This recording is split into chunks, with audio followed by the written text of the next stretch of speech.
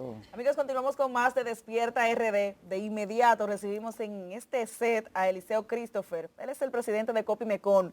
Esa es la Confederación Dominicana de Micro, Pequeñas y Medianas Empresas de la Construcción. Hablaremos de muchos temas con él. Bienvenido a Despierta. Bienvenido. Sí, bien, gracias por invitarme. Pero quiero hacer un comentario antes de comenzar, por favor. Ustedes se ven mucho más bellas que en persona. Son un espectáculo, Dios mío. Gracias. Sí, son bellas. Lo único que se puede ver en la mañana en la televisión dominicana. Muchísimas gracias, Eliseo. La construcción, Adelante, ¿no? la Adelante. construcción es un sector que moviliza la economía en cualquier parte del mundo. Y definitivamente esta organización, este sector del cual es parte y que es uno de los principales dirigentes, tiene que tomar en cuenta cuáles son los gobiernos de turno, porque todas las medidas tomadas por los gobiernos les afecta a ustedes. ¿Cuáles son las expectativas de su sector hacia este nuevo periodo presidencial que va a iniciar después del 16 de agosto el PRM encabezado por Luis Abinader? Sí.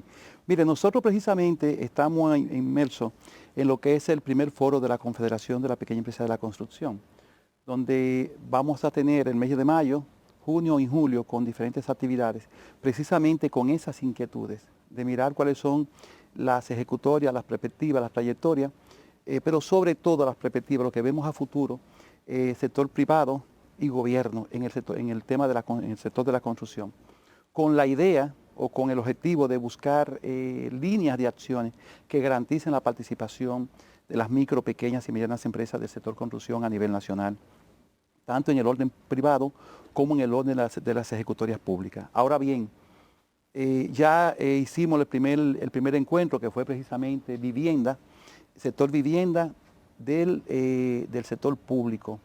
Allí estuvo con nosotros el Ministerio de la Vivienda, estuvo el Plan Familia Feliz de la Vivienda, estuvo otros planes que tiene el gobierno, como es de Dominicana se reconstruye, y también estuvo Fiduciaria Reserva, entre otros escenarios. Ahí analizamos el tema de lo que son los permisos, la incidencia de las fiduciarias y el desarrollo de los diferentes planes de vivienda que tiene el gobierno. Y como resumen, pues pudimos ver que hay un avance importante en algunas líneas según lo que plantea el gobierno. Eso hasta el momento. Hasta el momento.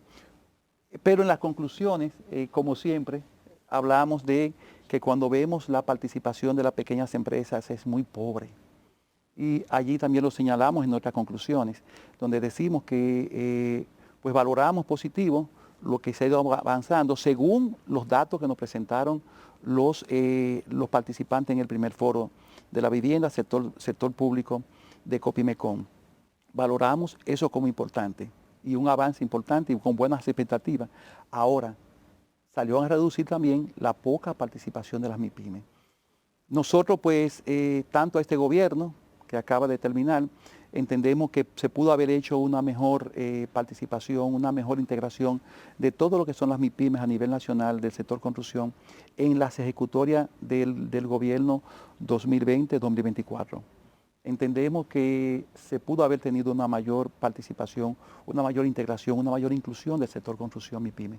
Esperemos que en el año 2024, en el periodo 2024-2028, puedan cambiar las cosas. Cristian, ¿qué te parecería? Eliseo, la situación de los precios de los materiales de construcción, ¿qué tanto les ha impactado a ustedes en estos últimos años? Sí, muchísimo, pero ya los materiales de construcción en los últimos meses están más o menos estables, teniendo movilidad en los últimos meses, ya en los últimos 2 o 3 meses, en los últimos 2 o 3 meses se han tenido más o menos estable, pero la movilidad que había era en el cemento, pero sí ha golpeado bastante. Todavía como 500 pesos una funda. 525, no sabemos por qué en alguna ferretería, depende de cómo si compre 2 fundas, 5 fundas, a nosotros nos sale mucho más barato porque lo compramos por patanas y lo compramos en sitio, pero cuando tú vas a la ferretería, hay unos precios que tú dices, ¿por qué estos precios? O sea, no sabemos. Y no está subiendo ahora, pero sí en el mes de noviembre, octubre, noviembre, diciembre, enero y en febrero también hubo una pequeña ¿Cómo se movilidad. regula eso? Porque debe de haber de alguna forma un tipo de supervisión. Mira, no entendemos lo que es cemento y varilla, que son 2 rubros importantes en el sector de la construcción. no entendemos qué es lo que sucede. Allí ellos cambian y a final de año hacen siempre lo que ellos quieren y suben los precios como ellos quieren. Y eso afecta de manera muy directa a los constructores, pero muy puntual a las micro Pero pequeñas. Varilla no se ha hablado de un monopolio. Esos son monopolios, porque aquí, por ejemplo, el cemento tiene que ver, son 5 empresas que determinan y están en la asociación, que son nuestros amigos, pero se lo decimos, lo que nosotros vemos. Y el acero ni hablar. A Docen. A Docen, correcto, un grupo de una asociación, bueno, te hemos visto por allí. Sí, sí. Una asociación muy pujante, pero nosotros no sabemos por qué se mueven. Pero en la varilla es mucho más, porque en la varilla es prácticamente un solo sector que se encarga de eso. Ahí tú ni lo ves, porque a Docen tú lo ves y te reúnes con ellos y participas con los cementeros. Y ahí ellos pueden competir entre ellos. Pero los varilleros tú ni lo ves.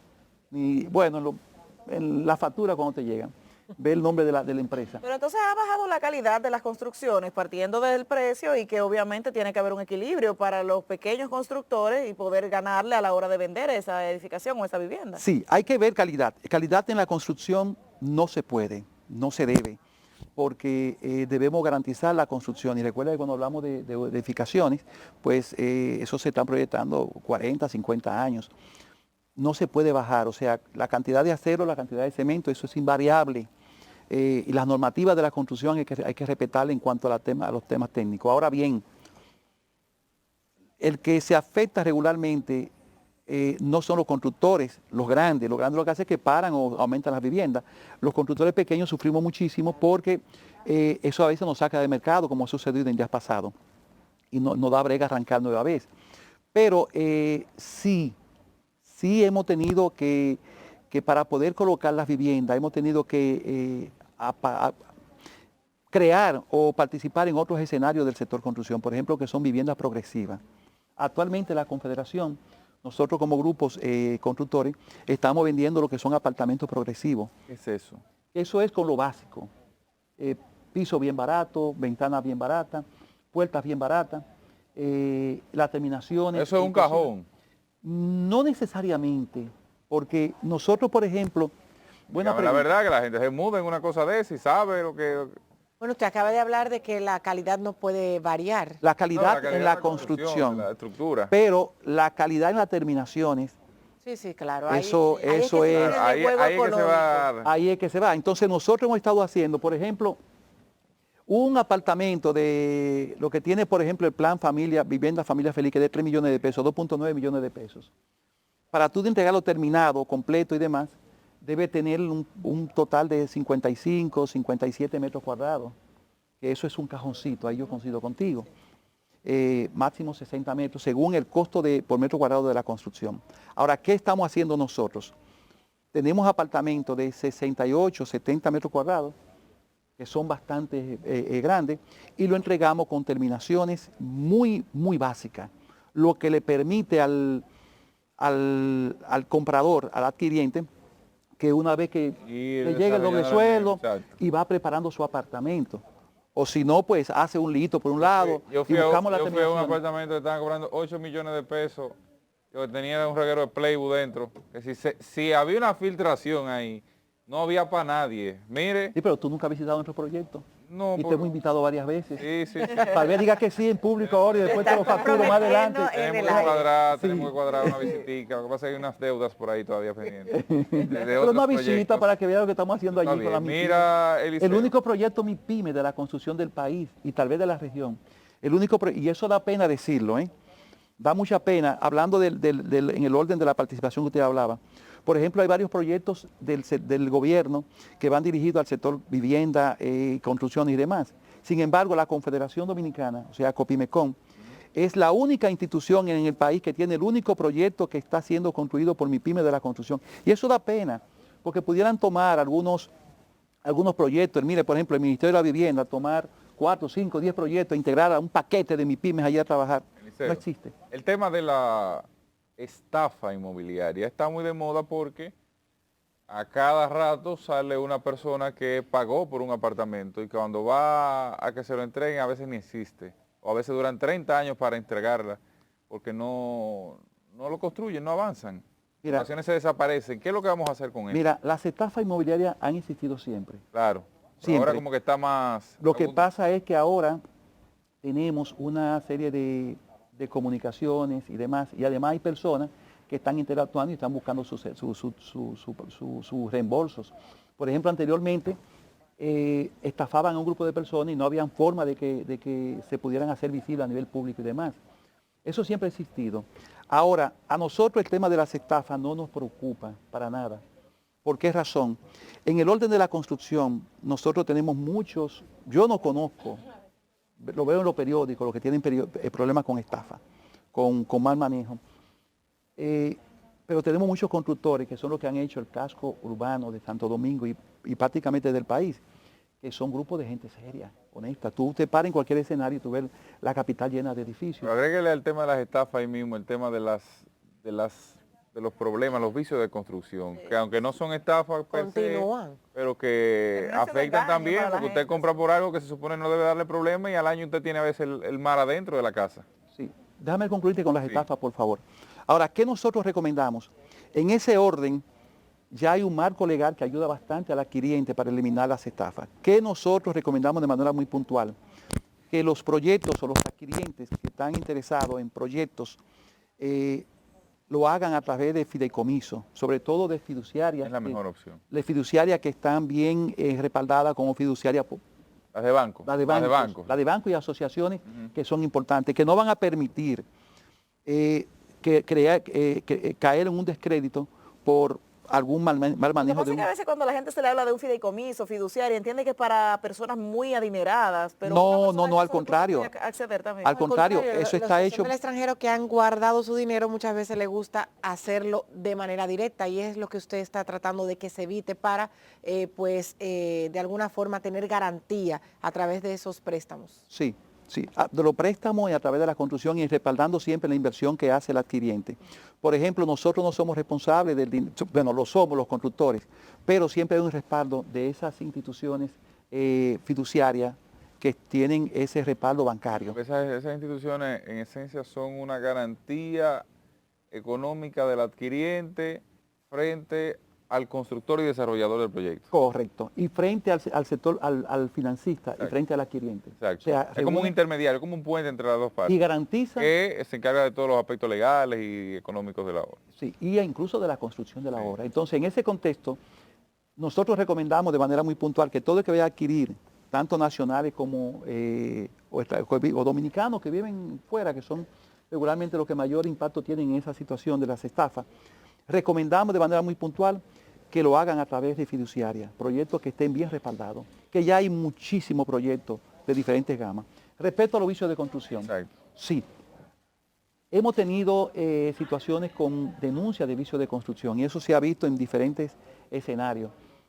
Pero también hay que ver a qué llamamos vicios de construcción. Por ejemplo, las filtraciones son situaciones que golpean bastante a los adquirientes, a veces las malas terminaciones en las paredes y demás. Está normal ya lo de las filtraciones. No, no es así, no, porque son tenemos... muchos los casos. Sí, pero no es normal. No Lo normal es que no existan las filtraciones. Que la gente ya asume prácticamente como un hecho. Claro. Sí, ahora, hay otro vicio de construcción que a nosotros algunos proyectos nuestros nos han hablado de manera reiterada, los adquirientes. Por ejemplo, adquirientes que compran apartamentos en 2.9 millones de pesos, 2.7, 2.5 millones de pesos, a veces quieren que le terminemos con puertas de caoba, con pisos de cerámica importada. ¿Entiendes? Y estamos hablando de inmuebles que tienen que estar con terminación de tercera. Que una puerta no puede tener una garantía más de 5 años, una puerta esa de Playbook. Eso No, claro, lo que hay gente que se muda y a los 3 meses ya tiene dentro situaciones, que si el baño se le pega esto, que si... Las terminaciones, en cuanto a la infraestructura regular, no deben haber situaciones. Ahora, las terminaciones te las van a dar de acuerdo a lo que usted paga. Esas terminaciones de las que usted habla, donde se puede hacer ese juego económico, tanto para el vendedor como el comprador, ¿ha hecho de alguna forma que pueda variar esa percepción que se tenía sobre el costo?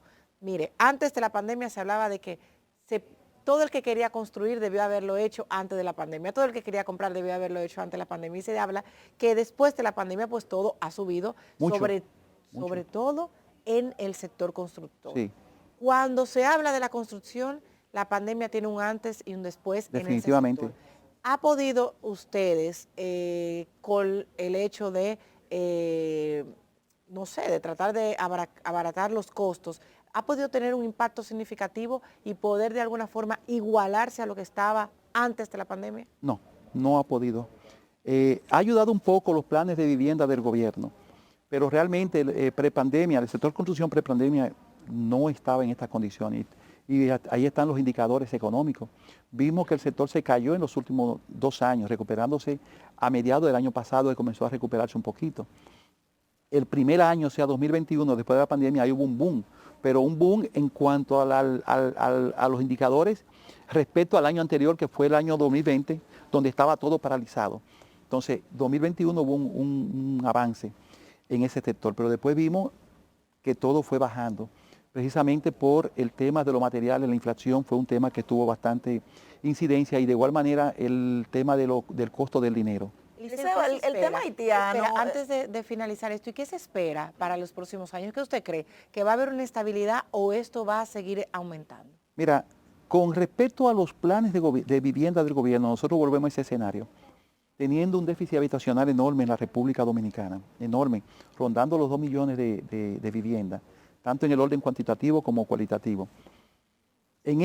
Con esos planes de viviendas se pueden lograr muchísimas cosas importantes, que son alianzas pública-privada, donde el gobierno le pone algunas facilidades a los clientes y le permite poder conseguir las viviendas de manera mucho más fácil que si no la compran directa. Ahí se puede lograr temas sumamente importantes, tanto en el orden de los constructores como en el orden de abastecer el déficit habitacional. Puede tener un impacto extraordinario. Ahora, en ese orden nosotros decimos lo mismo. Vamos a ver a las MIPYMES trabajando a nivel nacional con esos planes de vivienda. señalaba el tema haitiano, Eliseo, ¿qué tanto les impacta a ustedes partiendo de que la mano de obra en su mayoría en la construcción es de ese país?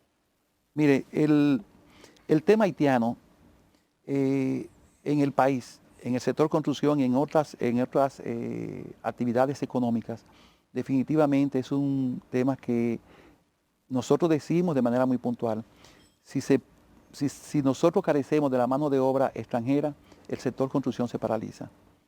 Nos afecta bastante, por lo que nosotros siempre estamos vigilantes y siempre estamos observando de que no cataloguemos a los extranjeros que participan con nosotros como que tienen que irse o que no. Vamos a regularizarlo, es lo correcto. El 80-20, ¿existe Eso la no sé, posibilidad en algún momento en de ningún cumplirse? escenario, en la construcción no ¿Y qué existe pasa eso. con ustedes que se les acusa de contratar a los haitianos porque se les paga menos que a los dominicanos, echando a un lado a los dominicanos? No, no. Mire, realmente no entiendo a ciencia cierta y estamos metidos en esto todo el tiempo, estamos en el día a día. Me van a preguntar algo sobre los fondos esos que libera el Banco Central que nunca llegan a la MIPYME. Un desastre. Si ustedes pudieran, por favor. Realmente el sector construcción es muy bien pago, tiene muy buenas remuneraciones. Ahora, ¿qué sucede? Hay unas situaciones que nosotros no entendemos, el por qué se ha ido sustituyendo la mano de obra dominicana por la mano de obra haitiana. Tú buscas empleados y te aparece un dominicano y 25 haitianos. Y no es verdad que cobran más barato, cobran lo que están establecidos según las tarifas y saben defenderse bastante bien. El método de por día o el método los dominicanos se manejan de igual manera que los haitianos. Mira, el rubro de la construcción permite muchas situaciones. Lo que no hemos logrado es que se integren más dominicanos. Hay dominicanos como obreros, como albañiles y como maestros, y ya pasan a ser subcontratistas. Ya nosotros, por ejemplo, tenemos un personal haitiano que ha ido trabajando con nosotros y también dominicano, pero vemos más haitianos que vienen desde ayudantes y ya estamos subcontratando partidas, que son temas que se ven que ellos van aumentando, van creciendo.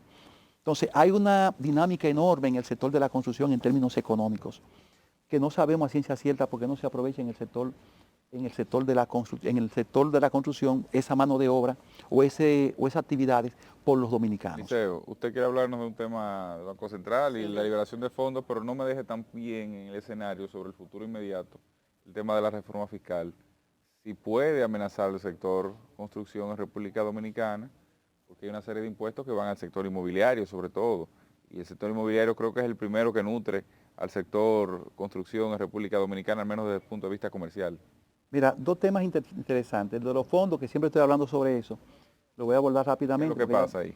Bueno, que el Banco Central libera una balsa de cuarto para dos personas, dos empresas o tres empresas en el país. Y no hay forma de que uno pueda sensibilizar a esos magnates, a esos dioses del Banco Central. Pero explíquelo en español.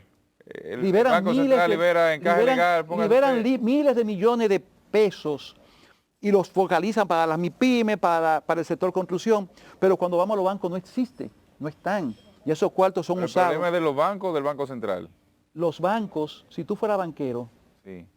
y tú tienes tu grupo de constructores que tiene 20, 30 años trabajando con ellos y te llegan unos fondos especializados con condiciones iguales, como banquero, ¿qué tú vas a hacer? Yo quiero salir rápido de ese dinero. Y lo quieres colocar en donde esté seguro tu dinero. Claro. Y ya tú conoces a tus constructores por 20 años. Entonces, a los que quieren salir ahora, los emprendedores, ¿qué van a hacer? Tienen que ponerse en la fila a lo último y no les llega.